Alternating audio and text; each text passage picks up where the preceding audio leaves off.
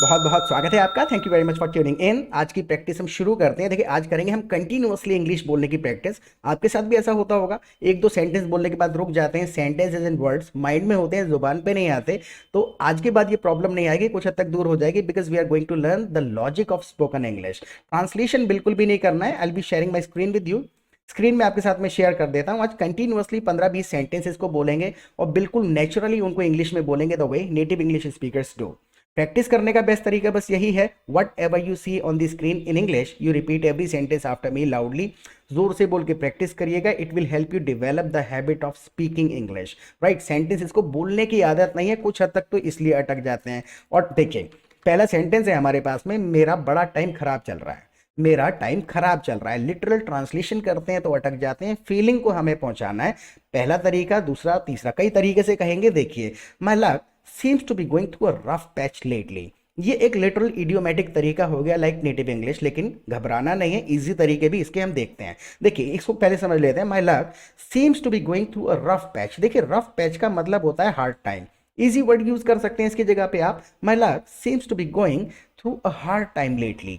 My luck seems to be going through a hard time lately. आप ये भी कह सकते हैं। देखिए, लेटली हम कहाँ यूज करते हैं, यानी कि कुछ दिनों से, पहले के ड्यूरेशन में एम्फेसाइज करते हैं। जैसे एक सेंटेंस में यूज करके देखें, I have been smoking too much lately, यानी कुछ दिनों से बहुत ज्यादा सिगरेट पी रहा हूं। I have been smoking too much lately, कुछ दिनों से, तो कुछ दिनों से मेरा लक खराब चल रहा है। So my luck seems to be going through a rough patch lately. एक तरीका ये हुआ, ये तरीका हुआ, लेकिन सिचुएशन को समझिए, वर्ड्स पे मत जाइए, सिचुएशन समझिए। आप बुरा वक्त इंडिकेट करना चाहते हैं, आप ऐसे भी कह सकते हैं, आई don't know what's wrong with me these days. कह सकते हैं या नहीं कह सकते, आई don't know what's wrong with me these days. मतलब आपने सिचुएशन बता दी, पता नहीं आजकल मेरे साथ क्या गड़बड़ है। आप इस चीज को ऐसे भी कह सकते हैं, nothing is working out for me these days. Nothing is working out for me these days, यानी कोई भी चीज काम काम की नहीं है या काम नहीं बन रहा है। तो सिचुएशन को एक्सप्रेस करना है, फीलिंग बतानी है, ना कि सेंटेंसेस को। हिंदी सेंटेंसेस को बिल्कुल भी ट्रांसलेट नहीं करना है। तो अब आप टेस्ट करिए अपनी इंग्लिश को, इन चीजों को आप इजीली इंग्लिश में बोल पा रहे हैं कि नहीं बोल पा रहे। Look at the next sentence. जो भी काम करने की कोशिश करता हूं बिगड़ जाता है। मैं जो भी काम करने की कोशिश करता हूं बिगड़ जाता है। See whatever I plan to do goes wrong. कोई भी चीज खराब हो जाती है, वो गोज रॉन्ग हो जाता है। So whatever I plan to do goes wrong. Everything I plan to do goes wrong. Whatever की जगह पर आप एवरीथिंग भी कह सकते हैं, हर चीज। So everything I plan to do goes wrong. I don't know what's wrong with me these days. Everything I plan to do goes wrong. Getting my point. Repeat करिए मेरे साथ में। देखिए, रिपीट करना बहुत ज्यादा जरूरी है। सिर्फ सुनते रहेंगे तो सुनने में अच्छे हो जाएंगे, but you want to speak ना, बोलना चाहते हैं तो आपको बोल के प्रैक्टिस करनी पड़ेगी। So I don't know what's wrong with me these days, whatever I plan to do goes wrong. Right, look at the next sentence. कुछ देर पहले का एग्जांपल ले लो। अब देखिए, लिटरल हो जाता है। 3 सेंटेंसेस में आपको बोल के बता देता हूं। देखिए, कुछ देर पहले का एग्जांपल ले लो। अभी बच्चे को आइसक्रीम दिलाने बाजार तक गया था, बाइक खराब हो गई।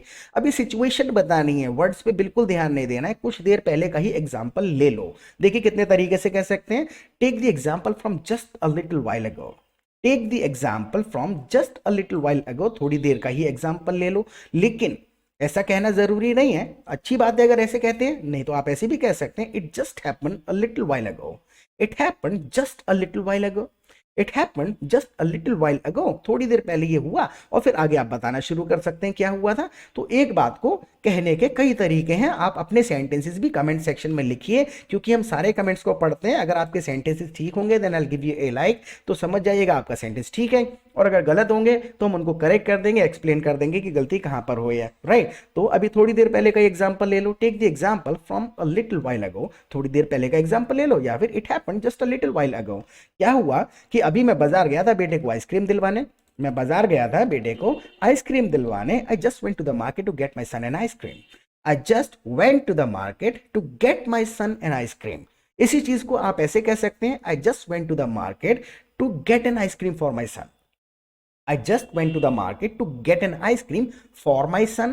I just went to the market to get my son an ice cream. देखिए, रिपीट करेंगे तो पता चलेगा कहाँ टू लगा रहे हैं, कहाँ फॉर लगा रहे हैं, कहाँ पर कौन सा आईएनजी फॉर्म के साथ वर्ब यूज हो रहा है। तो दोनों तरीके से बोल करके देखिए, रिपीट करिए। I just went to the market to get my son an ice cream, या फिर I just went to the market to get an ice cream for my son. Right? Look at the next sentence. Bike खराब हो गई। जैसे ही मैं बाजार गया to get him an ice cream, bike खराब हो गई। कोई भी चीज खराब हो जाती है तो डैमेज हो जाती है, ब्रेक डाउन हो जाती है। My bike broke down. So दोनों सेंटेंसेस को साथ में बोलिए एक बार। I just went to the market to get my son an ice cream and my bike broke down. मेरी बाइक खराब हो गई। अब उसके बाद में शाम के, यानी कि रात के बज रहे थे, रात के 8:30 बज चुके थे, मैकेनिक मिलना असंभव था। अब हमें एक सिचुएशन बतानी है, रात के 8:30 बज गए थे, मैकेनिक मिलना तो लगभग मुश्किल ही था, तो बाइक खींच के घर तक लाया। ये दो बातें हमको कहनी है। रात के 8:30 बज गए थे तो मैकेनिक मिलना मुश्किल था, बाइक खींच के घर तक लानी पड़ी।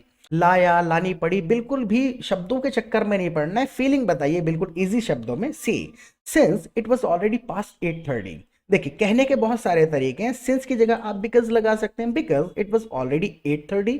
पास्ट हटा दीजिए, पास्ट लगा करके हम ये बताने की कोशिश कर रहे हैं यानी कि समय ज्यादा हो गया था, 8:30 बज चुके थे। Right, so since it was already 8:30 आप कह देंगे तब भी चल जाएगा। ऑलरेडी 8:30 सिर्फ कह दिया तो 8:30 एग्जैक्ट टाइम बता दिया आपने। अगर आप पास्ट 8:30 कह रहे हैं तो आप ये कह रहे हैं 8:30 ऑलरेडी बज चुके थे, उससे ऊपर समय हो गया था। So since it was already 8:30 finding a mechanic was likely impossible. यानी लाइकली हम वहां यूज करते हैं जहां संभावना की बात होती है। मैकेनिक मिल पाना लगभग मुश्किल था, since it was already past 8:30 finding a mechanic was likely impossible, यानी मैकेनिक मिल पाना लगभग नामुमकिन था। राइट, लाइकली हटा भी सकते हैं, आप ऐसे कह सकते हैं as it was already 8:30 finding a mechanic was almost impossible. Likely की जगह ऑलमोस्ट लगा दीजिए। Getting my point. ये ऑल्टरनेट्स हमको कैसे पता चलेंगे? Only by listening to the English of others. दूसरे लोगों की इंग्लिश को सुनना बहुत जरूरी है। देखिए सबसे बड़ी समस्या है ट्रांसलेशन, वो नहीं करनी है और इसको सीखने का बेस्ट तरीका मैं आपको बताता हूं। अगर आप हमारे चैनल पर पहली बार आए तो प्लीज चैनल को सब्सक्राइब जरूर कर लीजिएगा, क्योंकि 250 से ज्यादा वीडियोस ऑलरेडी अपलोडेड है हमारे चैनल पे। काफी ज्यादा क्वालिटी कंटेंट आपको मिलेगा, चैनल को जरूर एक्सप्लोर करिएगा अगर पहली बार वीडियो देख रहे हैं। और दूसरा, आप हमारी लाइव क्लासेस अटेंड कर सकते हैं। देखिए लाइव क्लासेस के दो फायदे होंगे। I just take your 1 minute, एक ही मिनट लूंगा, स्किप मत करिएगा। लाइव क्लासेस के दो फायदे होंगे। सबसे पहले तो हम आपको अपने कम्युनिटी, अपने ग्रुप में ऐड कर लेंगे, जहां पे आप दूसरे पार्टिसिपेंट्स के साथ रियल सिचुएशन में प्रैक्टिस कर पाएंगे, which is most important part of learning.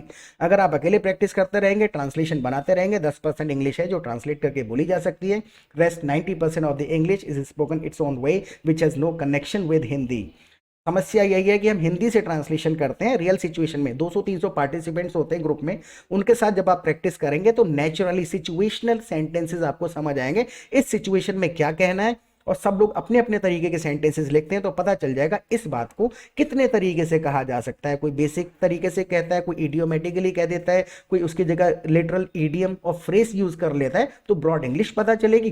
Practice partners आपको वहां मिल जाएंगे, आप चैटिंग कर सकते हैं, किसी के साथ भी फोन पे बात कर सकते हैं। जब फ्रेंड्स वगैरह बन जाते हैं तो लोग गूगल मीट, जूम पे अपनी अपनी मीटिंग स्टार्ट करते हैं, किसी भी टाइम किसी मुद्दे पे 4-5 लोग बैठ के बात करते हैं। जब आप ग्रुप में प्रैक्टिस करेंगे तो पता चलेगा कितना बोल पा रहे हैं, कितना अटक रहे हैं, what is your level of English. Right, और शाम को लाइव क्लासेस होती है तो वहां पे भी we simply come together every evening and we discuss anything for 2 hours. 2 घंटे डिस्कशन करते हैं। कोई लिटरल ग्रामेटिकल रूल्स हैं, कुछ कॉम्प्लिकेटेड सेंटेंसेस हैं जो नहीं बन पाते हैं, तो उन सेंटेंसेस को वहां डिस्कस करते हैं, ग्रामर साथ के साथ समझते हैं। 150-200 नए नए सेंटेंसेस रोजाना सुनेंगे, 1.5-2 घंटा सेशन में डिस्कशन में बिताएंगे, इंग्लिश सुनेंगे 1.5-2 घंटा रोजाना, तो कंसेप्ट क्लियर हो जाएंगे and you will start speaking English fast, fluently and confidently the way you want to speak. Right, और फीस की बिल्कुल चिंता मत करिएगा, बहुत ही छोटा सा अमाउंट है। एटमॉस्फेयर का सारा खेल है, तो यहाँ पे आपको एटमॉस्फेयर मिल जाएगा, प्रैक्टिस पार्टनर्स मिल जाएंगे, लाइव क्लासेस मिल जाएंगे, सब कुछ अनलिमिटेड।